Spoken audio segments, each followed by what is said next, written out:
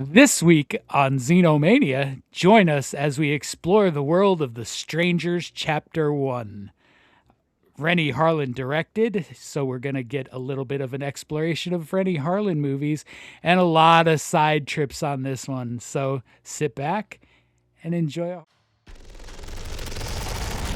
No. Be afraid. Be very afraid.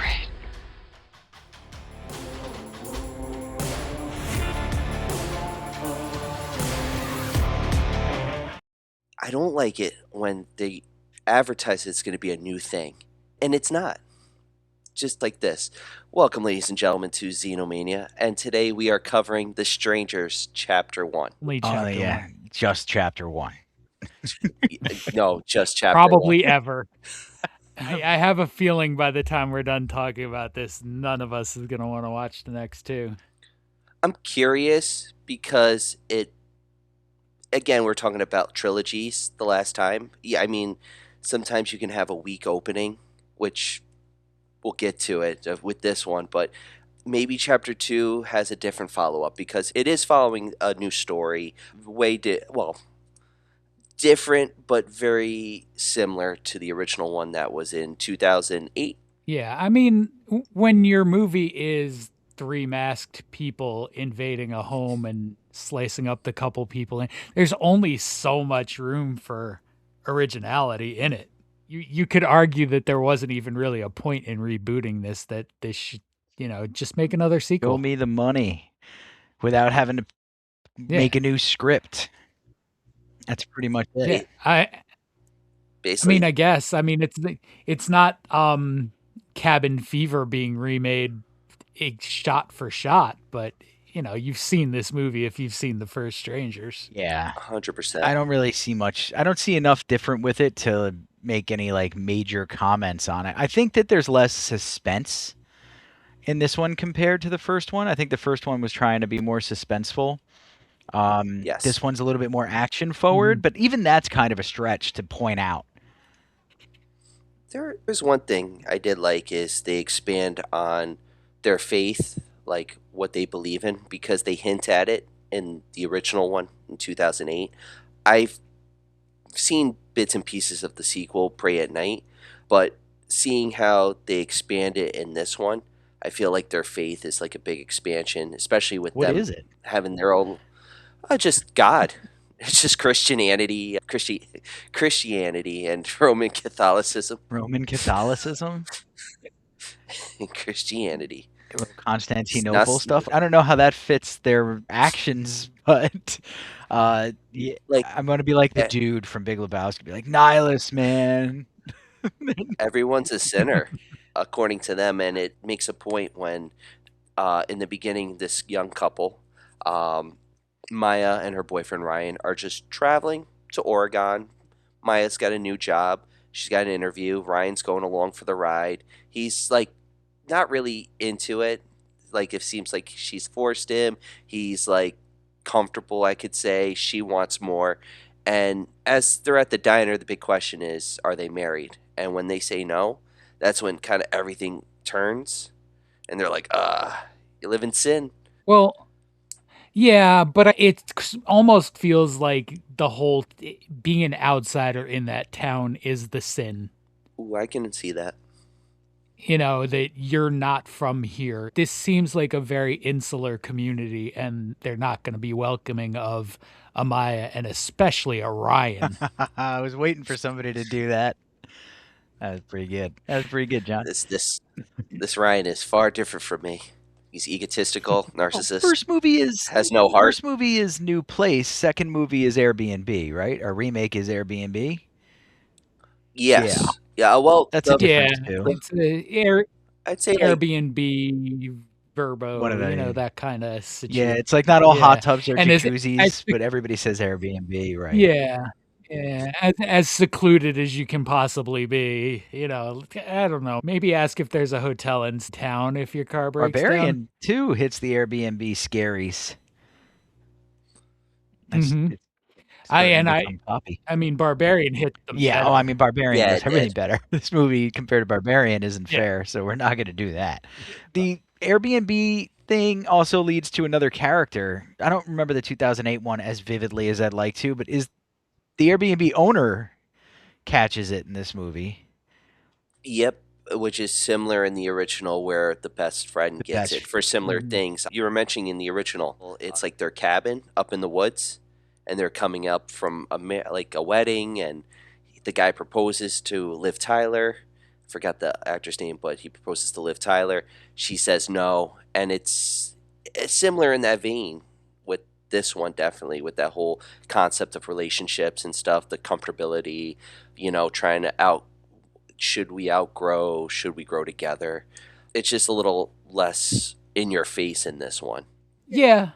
I mean, you get Ryan agreeing that if she gets the job in the new city, he'll go. Like, he's willing to relocate for her. And then the proposal. So, like, Ryan is committed. Ryan is just sort of, I think the best way to describe him is maybe urban douchey. I believe it's called I agree with that. Like, he's not a bad guy necessarily, but he's in a spot where he believes he's better than these he's people. swilling IPAs. And maybe he is. Like, oh, that's so hoppy. I'm better than you. Yeah. Man was drinking Budweiser. He bought Budweiser. He was accepted. Well, I mean, look at where he is.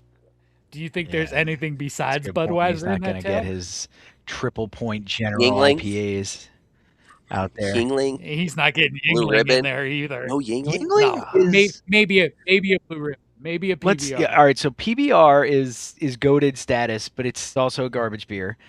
But but we've embraced that so much that we put it on a pedestal.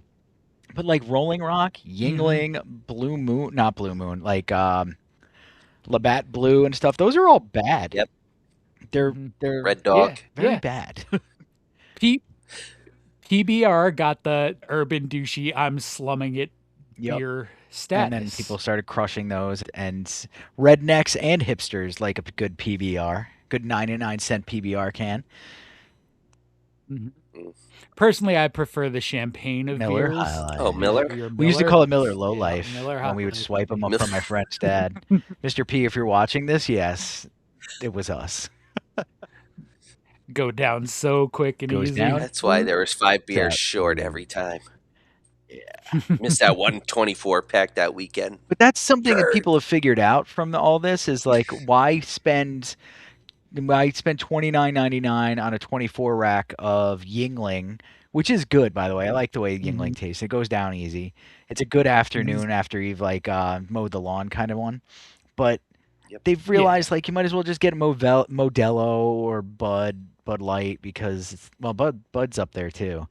But at half the price because you're getting the same quality. And then if you go to the actual dispensary and pick out the ones that are made in all these local breweries, at that point, then you're on a different tier.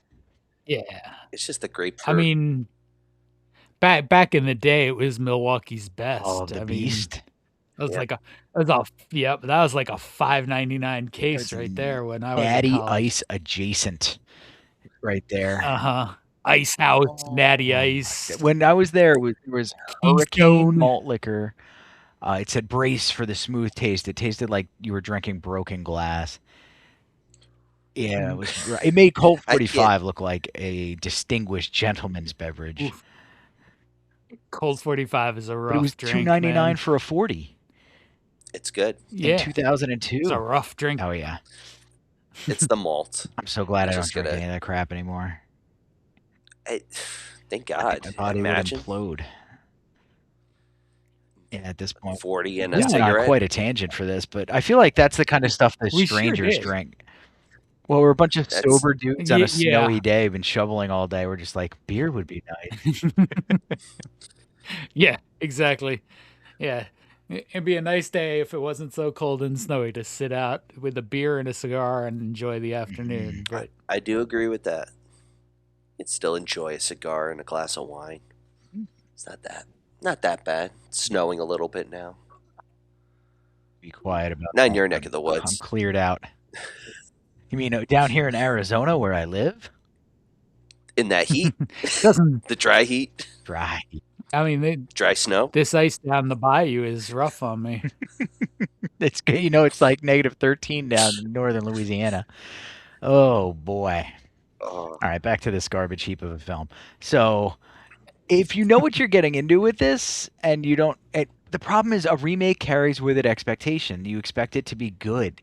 This Mhm. isn't bad, but it's not good. I don't know how to really describe it. I mean, I don't know that I went into it with high expectations because I didn't like The Strangers to Same. begin with. Like, this is a series that has Really? sort of always fallen flat on me. I think Prey at Night is the best of them that I've watched so far, and that's, not high praise. I'm not super into Right. slashers, and you guys know that, but like Yeah. this out of the slasher genre, and then at the tail end of the revival of it in the late '90s and then 2000s, to me too, I can't believe that Liv Tyler got signed for it, for starters, and it's just, I don't know, it never really hit for me either. I think it was just because the time. I mean, this movie came out, I was in high school, senior year. So, like, we were talking about it as like it's something new. And the thing is, you had the pacing. The pacing, I think it's like an 80 to 85-minute film. It's like Mhm. starts off with the bang, like it's all uncomfortable in the beginning. And that uncomfortability, like, builds up as this couple is, like, reconciling during, like, this tirade with all these mass killers. And a tirade? No, you keep saying uncomfortability, and I think the word you're looking for is discomfort. Discomfort. Another word in the lexicon. Oh, This God, I love uncomfortability you, that they Ryan. feel. They feel this uncomfortability. But it was different, though, for 2008, especially when you've seen, like, the same old thing. Michael Myers, Jason. This was different. It was in the woods. It was like, and most of the time when we're out partying, we're partying in the woods. Some similar to that. You go to that cabin, and it's got that. I think it, like, related to us in that vibe of, like, this is where we kind of party. If we're gonna look in the woods, we might see these guys. Right. yeah, I can see that. I mean, to me, it just always fell flat. Like, there's no motivations. There's just these, like, really expressionless killers and, some characters that I didn't care all that much about. And it's sort of repeated in this one. The only thing I sort of have hope for with, chapter 2 and chapter 3 of this new trilogy is that they get into some motivation. Yeah. And, I know they're going to reveal who's under at least one of the masks because I was looking at the cast for chapter 2.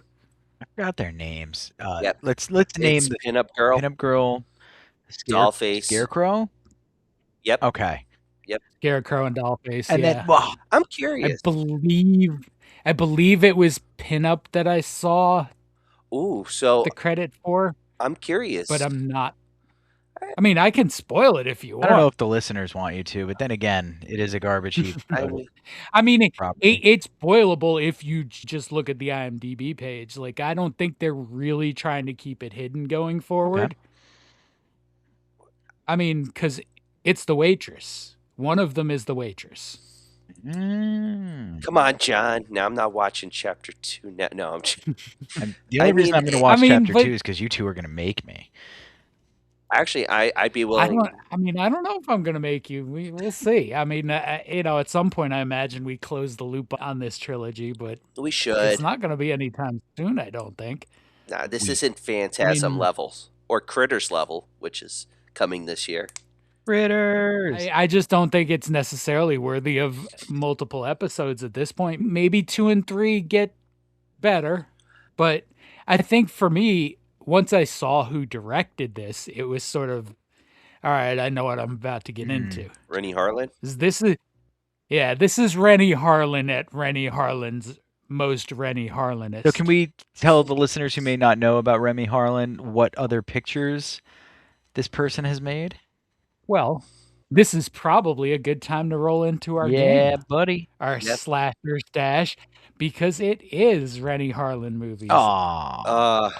This is going to be interesting because Kearns, just to give you a little info on Renny Harlan, he's directed Die Hard 2. I know. He's directed Cliffhanger. Why I told Tom to John to help them out. Yep.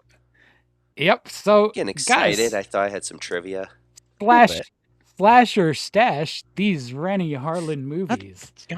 And number John one Cena's such an is the John Cena classic 12 The rounds. classic. Are we still keeping 3, cutting 5? No, we're gonna go to 4 and 4 because there's no way I can keep 3 of these piles worthy for you guys. I mean, Well, I'm just gonna slash this out of the bat. I've seen 12 rounds. yeah, I gotta do it. I gotta slash it as well. It's not like Blockers, Ricky Stenicki. Like, it's not like his newer films where he can actually act or somewhat act and be funny. He's funny. He's got a comedy presence. He's got he's got some form of comedy presence. I mean, he's not The Rock. No. Nobody's The Rock. So we're both slashing 12 rounds is what we're getting to here. Yep. The Rock is not even The Rock. Oh, keeping this bad boy. My hat is like a shark fin. Deep blue sea. LL Cool J. Definitely stashing it. I'm stashing this sucker just for the parrot. Best part of the movie. That damn bird. Is it the parrot or is it Samuel L. Jackson's motivational speech? That part was good. That part was good. I love that part. Because nobody saw it coming. And then there was this big controversy that he had an issue with it. So he wouldn't have taken the movie. He read the script. He wouldn't have taken the movie if he had an issue with it, you silly gooses. It's true. This is the same actress that was in Gladiator as well. Yep. I have no idea what her name is. Yeah, she was very forgettable, unfortunately. She was in like 4 big movies, this being one of them. And I never remember the name of the guy in it, too. Is he the same dude in The Mist? The like athletic Scuba Steve guy? Maybe. I'm going to look it up. Scuba Steve. I know He's like steroid Scuba Steve. And he knows sharks.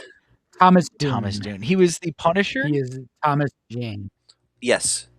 Yeah. He was the Punisher. So good movie. He had a pretty good career. Nights, The Mist. He was in the nice HBO career. show Hung about teens. Yeah. Is that was specifically mentioned. I never watched to a that. friend recently. Never no, watched it's so really funny, actually. I bet it is. Really funny. it you got I didn't have HBO when it came out. That's why. Oh, and she is Saffron Burrows. That's why I don't remember her name. You're a spice, ma'am. That's not a name. Spicy. Well, actually, I can't say that. One of my friend's daughter's middle name is Sage. And just to prove that we're never too far away, Stellan Skarsgård. I was gonna say Skarsgård is in Deep Blue Sea. He loses his arms guard. His arm is scarce. That guard. Big bite face right there takes his arm. Yeah, this movie was good. I gotta stash this sucker. I enjoyed this. It was stupid, but I liked it. The hurricane's coming in like a la Jurassic Park. But that's what makes it. It's like that era of us growing up. We had all these big summer blockbusters that we didn't take for granted. But as we look back, we're like, man, remember how big this was? I think I did. I just assumed things would be that way forever. You'd get your Independence Day style movie every summer, and life was going to be great forever. And the president did not have relations with that woman, and everything was going to be fine. Playing his saxophone. Yep. And here we are. What's the smoking his cigars? Next. Blast from the Past. That's a good film. I was going to say, I actually really like this movie. It's like if you put the cutting edge up here, remember the ice skating movie? I'd be like, I got a lot to tell you guys about. Probably seen that movie a lot. But you might put Die Hard. You might put Cliffhanger. They're both coming. 100%. I'll take the chance. I'll cut Blast from the Past. I'm slashing it. Trying to get the new terminology down. It's no Encino, man. What say Brendan you, Fraser. I want to be a trailblazer, but I got burned on the last one. I mean, I'm trying to think of the other movie, another movie that I would want to keep. See, Brian knows a few more of the titles than I do, probably, too. I'm going to cut it as well. because it is. I mean, it should have been a Fallout movie, you know, Yep. even though it came out way Mhm. before that was a thing. So for the listener, if you've not seen Blast from the Past, he's in a Fallout shelter because he thought there was a nuclear Armageddon, and he comes out years later and Mhm. he buffs Alicia Silverstone. It's a good movie. Yep.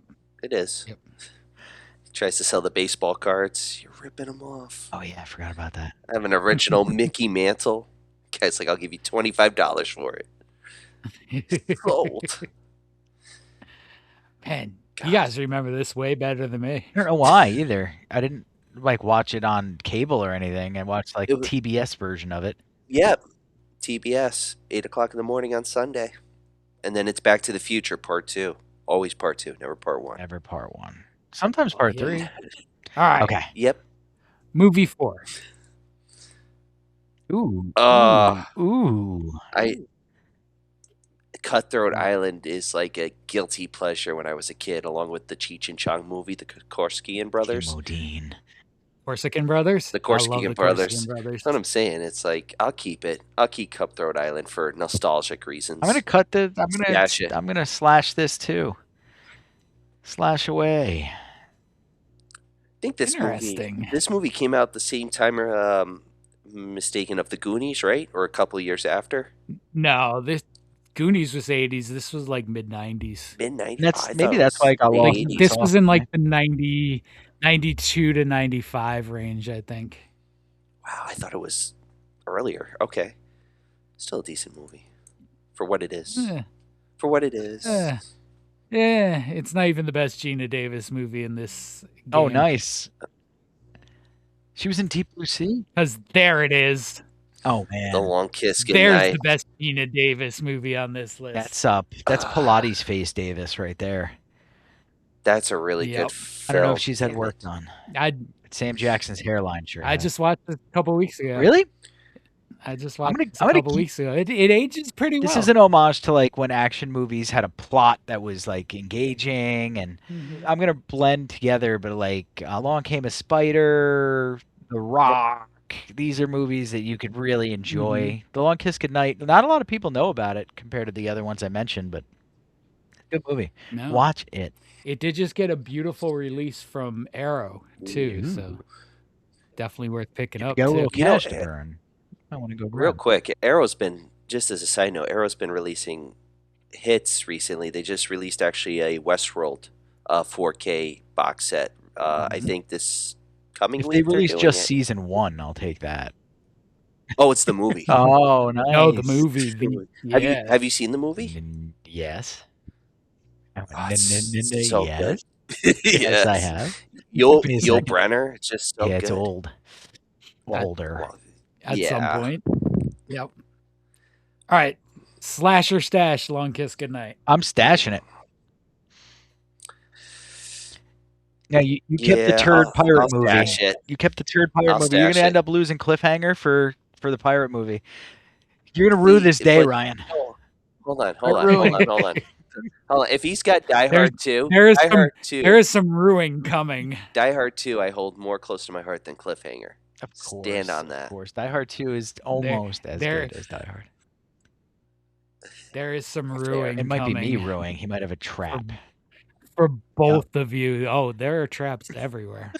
All right, next. There it is. Key. I'm stashing it.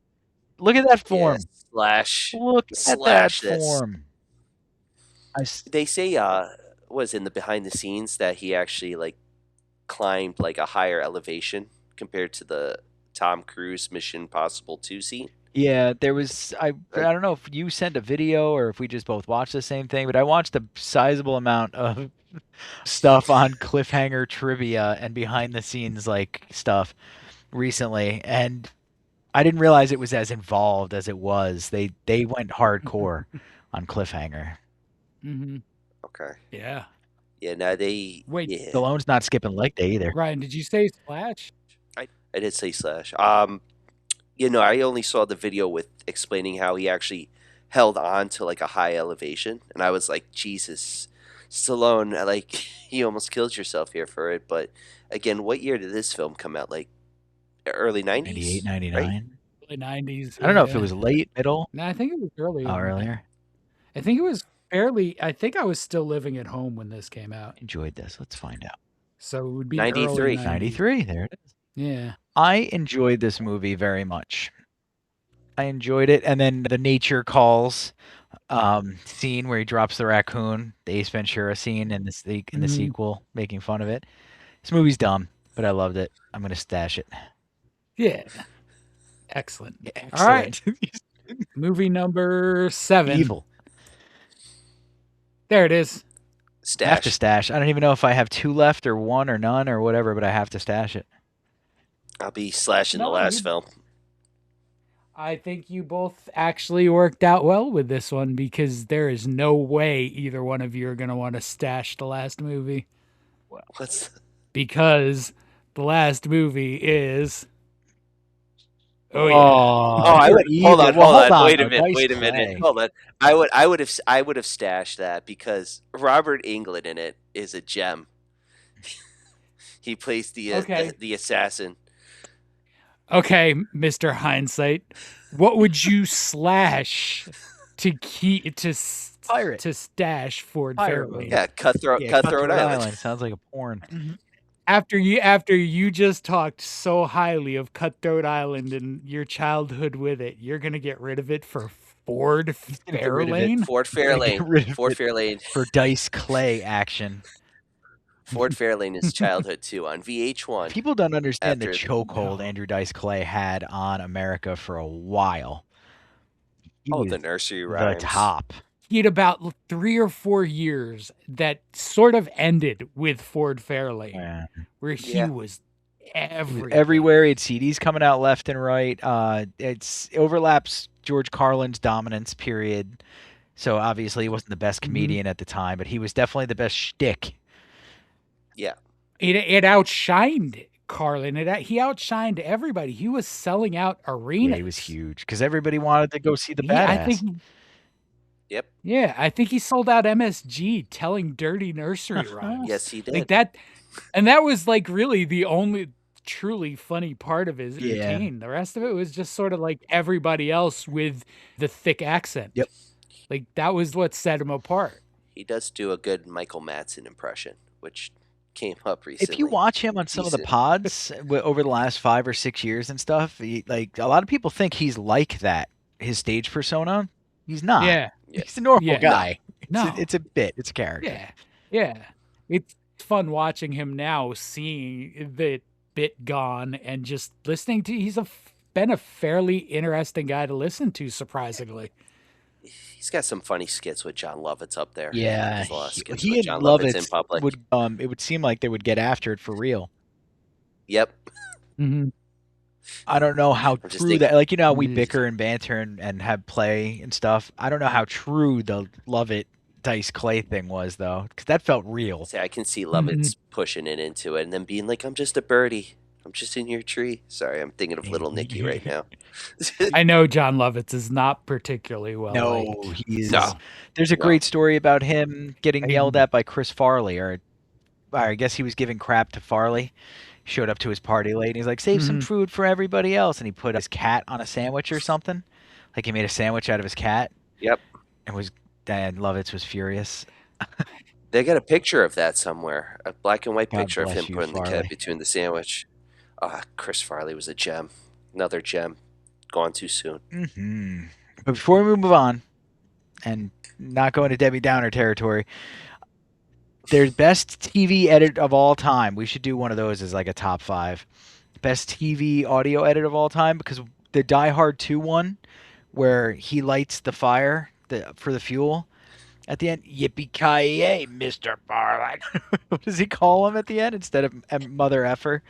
He goes, I don't know. I never saw the Oh, TV version. I've never seen the TV that edit one's either. great. The Big Lebowski might be the best of all time. The best. Big of all time. Lebowski's fun. But Die Hard, all the Van Damme movies, the Terminator movies, there's a bunch of super good ones. I'm sure somebody put them all together out there. Yeah, The Warriors has a great TV edit because it's got stuff that wasn't in Oh, the cool. movie. Like they put Yep. they put some of the deleted scenes back in because once they cut the stuff they couldn't show on TV, they didn't have a long enough movie. Oh, makes sense. Yep. That's actually kind of neat. There's a few of those. Yeah. I mean, we should talk about But- this for another 15 minutes because, as with all of our movies that are like, meh, we're gonna run out of stuff to talk about for the film in about 5 more minutes.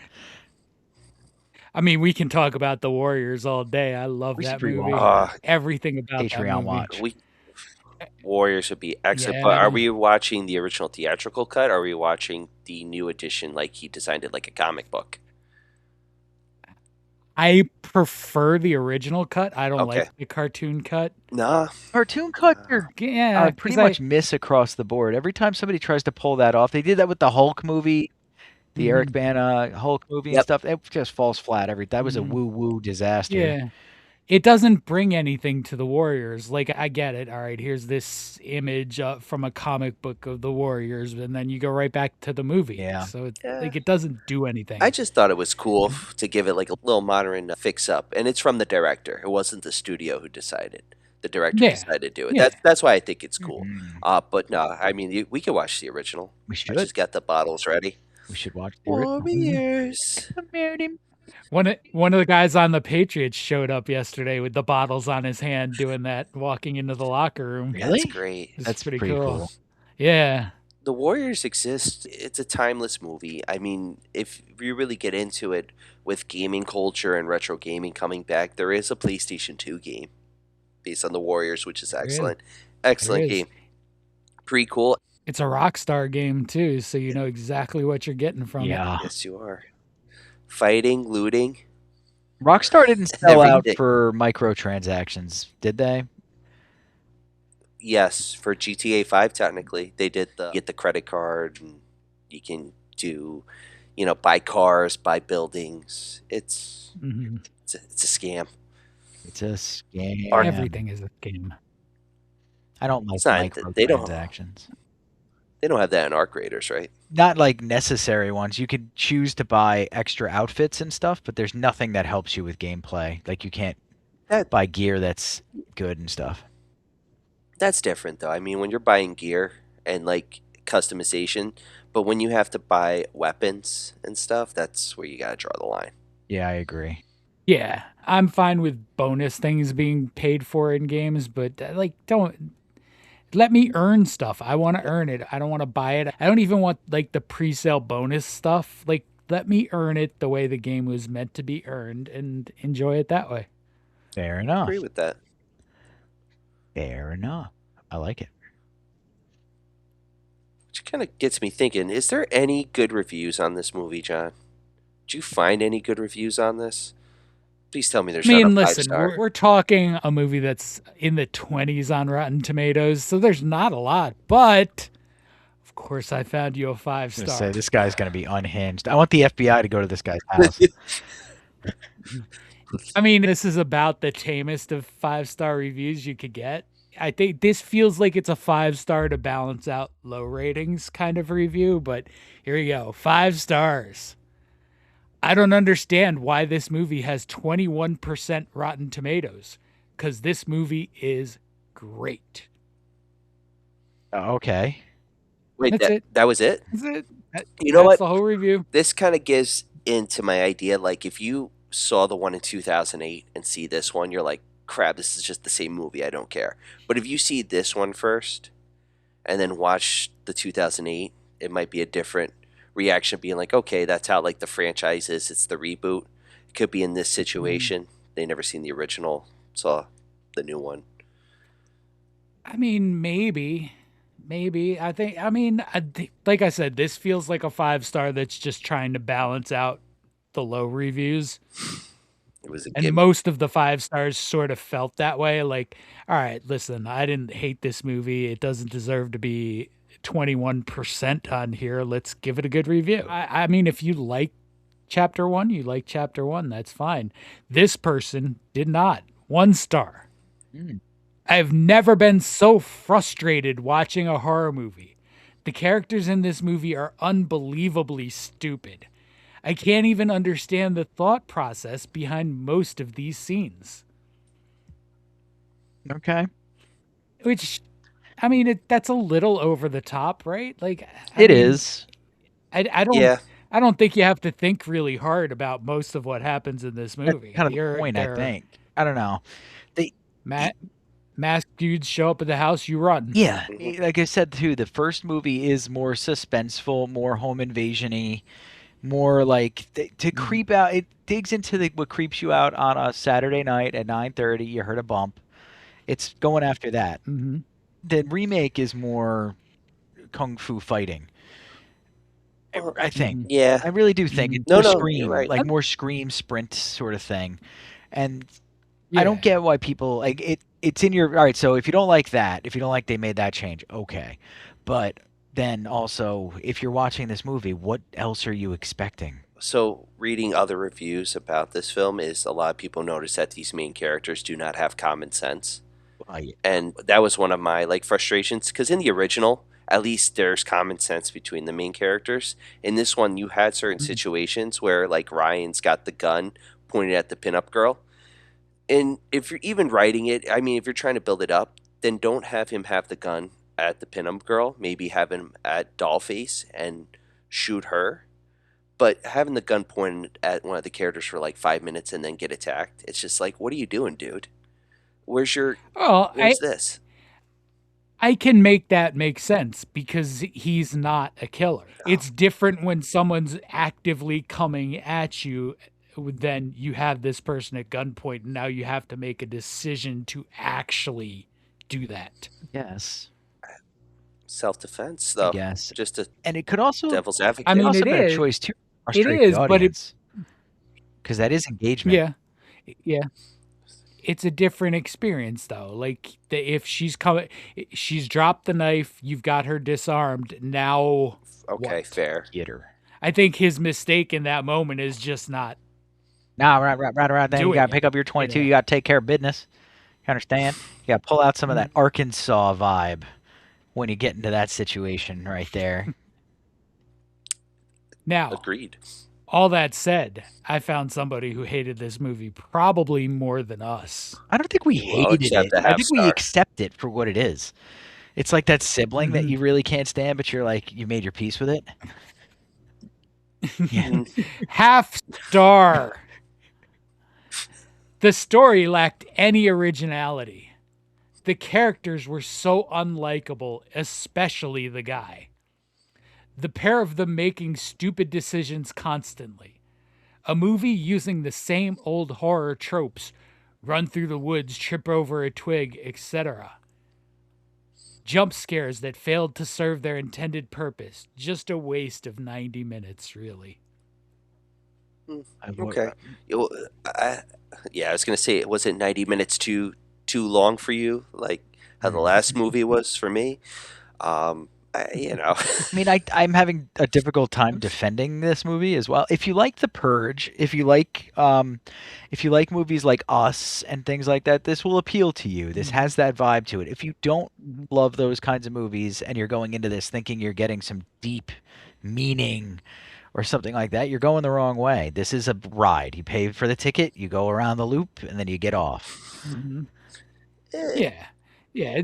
I mean, you know the notes that this is going to hit pretty much, remake or not. You like right from the opening, you know what this is going to be. You know how this is going to go. And there's been a bunch of movies like this lately, and they just sort of are what they are. It's that whole we're in that whole thing, that whole circle of reboots, remakes, trying to 20 like years get of the it. attention of an yeah, I mean, still trying to get the attention of audiences because now it's like, all right, so we see this. Like I was in high school when this came out, like a few years later you get a sequel, and now we're going to a new generation trying it all over again to succeed.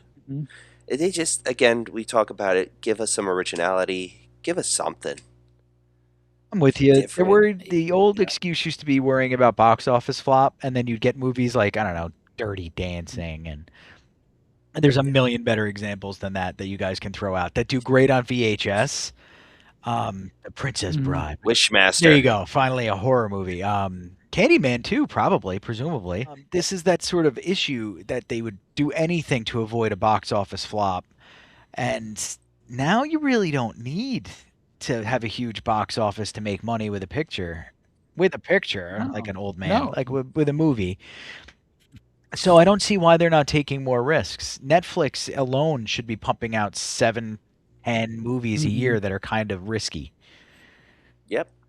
With the number of services that need content, you would think there would be more risks, and there are. They just never get the publicity that other things get. That's true. You can go through Netflix and find a Train Dreams. You can go through Yeah, Hulu and find whatever they're like. It's all there. it's wild. There's just nobody bringing it Yeah, out. well, that's the thing is, all right, so now we don't have TV commercials to rely on because obviously you're watching Netflix or HBO or whatever.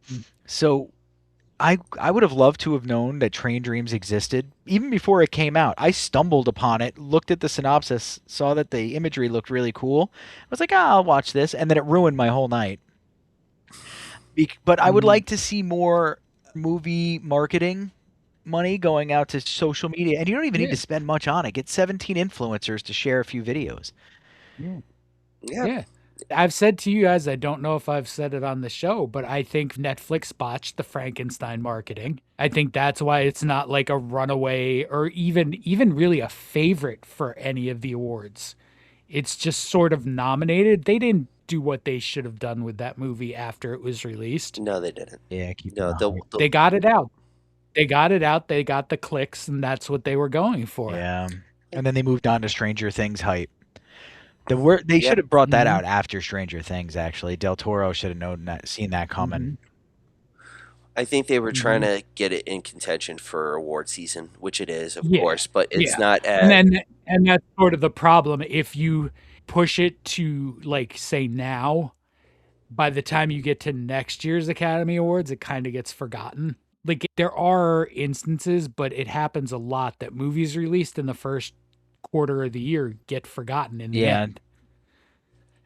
So I think they recognized what Frankenstein would be, and you couldn't push it a full year because then you start to get the, oh boy, this was delayed for a year, it's gonna stink. Yep. Luckily, The Strangers 2024 Chapter 1 is not going to have that problem because it wasn't nominated for squat diddly. But it is nice to see that horror movies are being nominated in the big categories again. Absolutely. Frankenstein, Sinners. Was there a third one that got a nom? Not Best Picture, but for something. Something. Weapons got supporting Thank actors you. nom. Thank you. Begonia, I know people are going to say Begonia is horror adjacent. It definitely has some elements that are similar to, some things that could happen in a Strangers movie, but it's not. It's got a little of that, but it's not. I'm gonna watch it probably tonight. Good use of your time. Yes, sir. Well, a Begonia. Begonia, and then I got to pass that off to you, Ryan. I believe you're next up in the rotation. Watching one battle after another yesterday. I need to see Begonia. One battle after another was great, but they did that correctly with the advertising and everything. They released it. They did a physical release, right? But not only did they do a physical release, they did a rushed physical release just so it's out there so people still remember it. Like, the release of One Battle After Another that came out is bare bones. It's the movie. Like, there's no extras, there's no deleted scene. It's really, they just got the movie. Yeah, they just got the movie out so that you could see what's nominated, so you can sort of rally people to this cause. And then, I get you want something more for a Frankenstein release, and it's probably going to get a nice Criterion release at some point, but you needed to get it out. You needed to figure out a way to get more people to see it and more people to talk about it. Well, what's interesting is this is the first year after the new rule has been introduced as well for the Academy Awards, where you have to actually watch all the movies before you're allowed to vote. And I do wonder if that'll have an effect on this. And, they should disclose what order they watch it in. Then we could get some good data on that. Be like, if you watched Frankenstein last, you always voted Frankenstein. That'd be kind of neat. But I wonder how many people will vibe with it after watching it. I really do. I hope a lot of people do. Well, you can say that for a lot of the movies that are nominated, like One Battle After Another, Frankenstein, Begonia. They all have audiences that are really going to love them, but there's going to be groups of people that do not. Yes. Fair point. I can't speak to Begonia, but I know there's a lot of people who do not like One Battle After Another for the wrong reasons. Mhm. Well, Yeah, yeah. I know of a couple Yeah. that didn't like it for okay reasons too, but I liked it personally. I got what they were trying to do. I don't think it's the greatest movie I've ever seen or anything like that. John likes it more than I do. I know that much. Ryan probably does too, actually. I But do. I thought it I was a think fine it was movie. done A well. fine movie. I thought that maybe it had some identity issues. It was trying to be two things at Mhm. once, in my opinion, and it should have just chose one. Another Big Lebowski Mhm. reference. I feel like if they leaned more into that with Leo's character in that movie, you would have been okay. Instead of doing in and out, in and out, in and out, like the goofy revolutionary Mhm. stuff. But this isn't an episode on One Battle Mhm. After Another, so I'll shut up. So this is where we like to give our own rating. Mm, So what do we got, guys? 2 stars. 2 stars out of 5. I'm always Mhm. harsher than you guys anyway, so 2 stars out of 5 for this for me. Ryan. So I'm gonna be really harsh, and I'm just gonna say, and I hate half stars, but half out of 5 stars. So a half a star out of 5 stars. You know what? Wow. I was It's way just higher than you. I was giving 2 because I thought it was like a jerk move to go below that. no, All right. no. You know what? Now No, there's no originality. You basically like what made the first one in 2008 so good. You just kind of rehash the plot for this generation. Listen, you want to reboot something, you want to remake something, and mostly this is a reboot. And I'm gonna cover that because that's my top fives. I'm doing top 5 reboots. Cool. You kind of give like a little like you take a little something from the original and utilize it to your advantage or change it, and you make the audiences or people who are coming back be like, wow. In this case, I wasn't wowed except when Maya got her hand like stabbed with like a nail, which I was like, okay, that was a lot of impact if you're stabbing your hand with the nail. And that's it. I mean, I was mostly complaining the entire time and on my phone waiting for this winter storm to hit because I was like, I've seen this film before. in fairness, this is my second time watching this. I watched it in October, so I've now seen this twice. I liked it better the second time, Okay. but that said, liking it better the second time gets it to about a 2. Okay.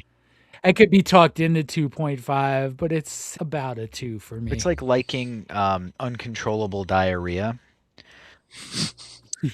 After you have the It has its second good points. day, you're used to it. You know it's coming. You've got your pillow. That's the Mhm. only good part. Yeah. So Yeah. You know you're gonna be pretty emptied out yeah, afterwards. it's Like, just it's cramps it's at that alright. point. You don't have to It's worry alright. about. And, like, I can recognize how bad this is Pretty bad. as a movie, but I know Ryan rates this lower because of how much he enjoyed the original, and I don't have that, so Fair. Yeah, I can comfortably go a little What a higher. nice perspective gathering right there, sir. I that I'd give 5 stars. I'll give that 5 stars. Not this movie.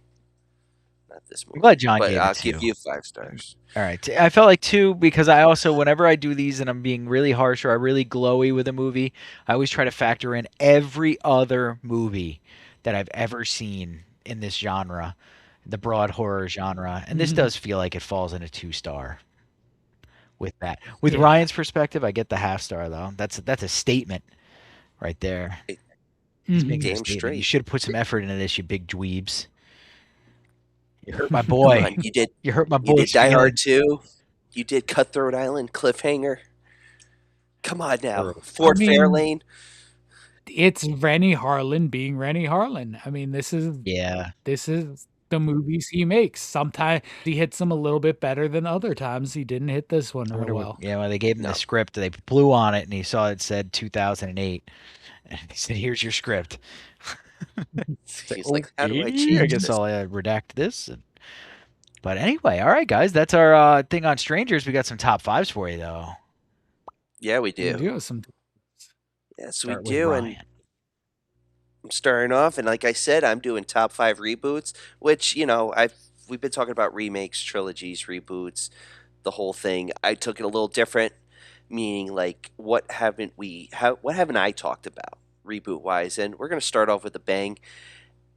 Not my favorite at the time, but it is watchable. I do enjoy it. That's why it's number 5, especially with the horrible remake of A Nightmare on Elm Street, which followed, and that's Friday the 13th. It's a decent reboot. It does what it does. If you ignore the fact, and again, I was a senior in high school when this came out. I was excited for this reboot remake, and the whole joke was he was protecting his marijuana farm, which technically he is protecting a marijuana farm during this film, but they combine 1, 2, and 3. They at least tried. You get, produced by Sean S. Cunningham, who originally created Friday the 13th. You got Michael Bay, who's right off, doing Texas Chainsaw Massacre, the remake. And you got Jared Padalecki, who, Supernatural fame. I mean, you can't really beat it. It's just like, it's right in the middle. And it's doing something different with it than what you haven't seen before. All right. It felt too TV for me. Ooh, okay. Okay. I have to watch it again to get it, but I can see where your vibe is coming, how it's filmed and stuff. I can see that definitely. But I'll give you this. I thought this was going to be TV, but it wasn't. And this was a nice little curve. And that's 2022's Hellraiser reboot. I liked it 4 years after ago already. yeah, but Oh. it's good though. It's a good reboot, especially after reading the Hellbound Heart, which is the original book. They borrow like Pinhead's look, style, the voice. In the book, it's a woman. Pinhead's a woman who's got the voice of a boy, which is very similar to this reboot. But also the fact there's different characters involved. The lament configuration changes shapes depending on that specific character until we get to the end where it goes into the cube, which I mean, I'm waiting on a sequel still, but I don't think that's going to happen anytime soon. Because, again, it just hits the nail on the head. But we are getting a game. And that leads to my number 3. We've talked about this movie a couple weeks ago. I really loved it, and that's Candyman 2021. You can call it a reboot. You can call it a requel, which is like a remake sequel. It's everything, and it hits it. And the thing is, Nia DaCosta, she's an amazing director. We covered Bone Temple recently. She's been delivering hits, and I can't wait to see what else she does. And that leads to number 2. Is this again? We're talking about reboots. John last episode mentioned Evil Dead Burn. I'm excited for that, so that's why Evil Dead Rise is number 2. It's done so well. Different vibes from The Cabin, which is like, you see the Necronomicon. You see it in The Cabin. No, we're not letting that slide. I want to, I really do, but I can't. You did that on the second purpose. time it's been. You did that It's on the second time it. the Necro, comma. Necronom. This is The 'cause you're such a good Necronomicon. person. You can't even say the evil book's name. I can easily open it though and read it, which is scarier in itself. But the Necronomicon, Nice. being featured in an apartment building instead, gives it a little more flavor, refreshes the concept, and it's horror. And we're talking about recently, because when we saw Bone Temple, Kearns mentioned we were talking about The Mummy. It's directed by Lee Cronin, who directed Evil Dead Rise. And even though The Mummy, it's a 50-50 for us because of Blumhouse, I'm hoping it's done correctly because of Lee Cronin. Because I think Lee Cronin is a good director, but because it's Blumhouse, it's the negative. And anything with the Mummy title besides Brendan Fraser hasn't really hit the way it should. Tom Cruise. I mean, not 90 years. No, not since. It's been about 90 years The original outside of Brendan Fraser that Mummy properties hit. I was going to say, are we going back to 1932 Boris Karloff or 34 Imhotep? Yeah, somewhere in there. Yeah. Somewhere in that range. Yeah. Well, way before any of us were anything. fair point. Fair, but They this say creature that the eggs of the child are in the fetus of the baby when they're in the womb. So like your grandmother had if you're a lady, like you're the egg that became you was already in there the second your mother was developed inside of there. So that's nifty. So there's a chance that your egg, the egg that became you guys, was around that time. More of a chance for John. Ryan, you're the youngest. There's a shot for me. Yeah. No, my dad was probably a thought when The Mummy came out. Thought. My mom was not. Ah. Hold on, now I gotta see. The Mummy. When did the original? 1932 is the original one. Depending on when, my dad may have been in utero. My mom was not a thought yet. In utero. Okay. Anyway, what a Maybe. weird thing to say during the top fives. Let's continue. Well, that leads to my Top number five one. weird. Number one, I mean, this creature's gone through the years, and I really enjoy this reboot. Yeah, Tim Curry's still alive, but this is going to be the modern day It, part one and part two. I did love how they take it from the original book being the 50s, they bring it into the 80s, they bring it into modern time. And the thing is by doing that change, it kind of like it goes along with the audience. The audience has a better connection, I feel, with the setting being the 80s into the 2000s. You know, I feel like it resonates with a lot of audiences, the newer version of it. And it's done so well. We got a show on HBO now, and I feel like it's gone over what they expected it to be. I think they didn't have as high expectations, thinking, oh, they've already done it, and it's grown further. When it comes to Welcome to Derry, how it's becoming so expansive, I think it's leading into HBO possibly doing a Dark Tower series. And that would lead this episode to being like, I don't know, 10,000 minutes long. So I'm not even going to talk about the Dark Tower right now because that's bait. That was bait. Not bait. I think that's where they're headed. I mean, Amazon dropped the ball for the Lord of the Rings show. And if HBO really wants to pick up the pieces, because, I mean, HBO getting bought out by Netflix, HBO's going to have more shows. I think it's happening. And the idea of Pennywise going backwards in time, because that's the whole new gist, is he's going backwards in time to prevent his death. It's leading to a third part. So this reboot has been very expansive. It's just a rumor, but that's how they're going with it. And that's my top five this week. All right. Swinging to John. John, top five. Swinging John. All right.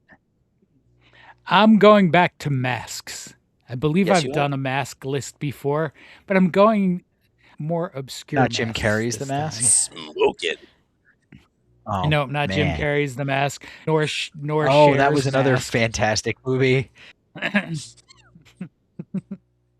So number 5, we're going to start with a Jamie Lee Curtis movie. A group of kids celebrating New Year's Eve on a train. It's Terror Train. It's 3 years after a group of friends pulled a terrible prank on a kid, and now they are on a train celebrating the new year when things go south and they start getting offed. And it seems like the past has come back. This is the one with the Groucho mask, isn't it? Yes. Yep. You know what? It's a nice I've never watch. seen it. The remake, not so much. It's a good watch. It's a good watch. I'll say this: it's hard to come by on DVD now because as it's like out of print right now. It's one of those, but it's like once it comes back, I feel like Vinegar Syndrome or Arrow will do like a re-release of it because from my understanding, it's a decent slasher, and we've talked about it before too in the past. So it's like definitely on the radar. My number 4 is one that's come up before. It's directed by Tobe Hooper. It's The Funhouse. I love the Funhouse movie. So a group of friends decide to spend the night in the Funhouse at the local carnival, only to witness a murder committed by a man in a mask. But when they attempt to leave, they're stuck. They are locked in. There is no escape. And they are now the prey of the masked man. The book is supposed to be I'm surprised Dean Koontz, like that's the one based on Dean Koontz's book. Yep. That one's got some questionable scenes too, but it sounds like it's different than the book. The book has more than a masked man. Yeah. The book has a creature. Yes, there is more than a Okay. masked man also. All right, bad enough. Yeah. There's some creepy stuff hiding in there too, besides the mask. My number 3 is a movie called The Prowler. This mask is pretty good. Google the cover, you're Way going to ahead of see a you. nice, interesting mask. So a killer clad in army fatigues is Yep. determined to reenact a brutal 35-year-old double homicide on the night film of is the gritty. graduation dance. It's very gritty. It's gritty. It's very good, gritty. though. It's very rough. It's also really good. It's really good. And my next movie's pretty gritty too. My number 2 is the original, not the remake. Although the remake it was surprisingly decent also. It's The Town That Dreaded Sunrise. And the mask in this is simple. It's a sack. It's basically just a burlap sack mask. Very similar to the original Friday the 13th Part 2 mask. So, 1946 Texarkana, a hooded killer terrorizes the town at night. The body count grows as the police are befuddled. You get a nice, like, early 70s weird cast. You get Ben Johnson, who's in Last Picture Show, The Getaway, The Wild Bunch. She's, someone you'll recognize when you see him. And you also get Marianne from Gilligan's Island, Dawn hooray. Wells. Yep. Probably the only thing I ever saw her No in Professor. besides Gilligan's Island. No Professor. I went through his IMDb recently. It's hard to find a lot of stuff that we can pigeonhole into this. And my number 1, 11-year-old Brooke Shields in a weird little movie called Alice, Sweet Alice. When Alice's younger sister is brutally murdered, the 12-year-old is the prime suspect. Then the body count grows, and the question becomes, could a 12-year-old commit such brutality? In The Good Son, so yes.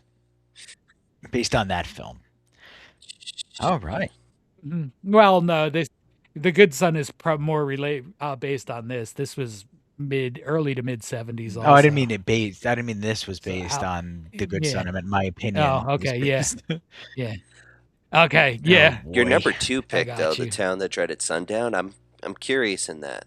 Curious in that film. Yeah, that one piqued my interest. I was like, too. why are you mentioning a Western?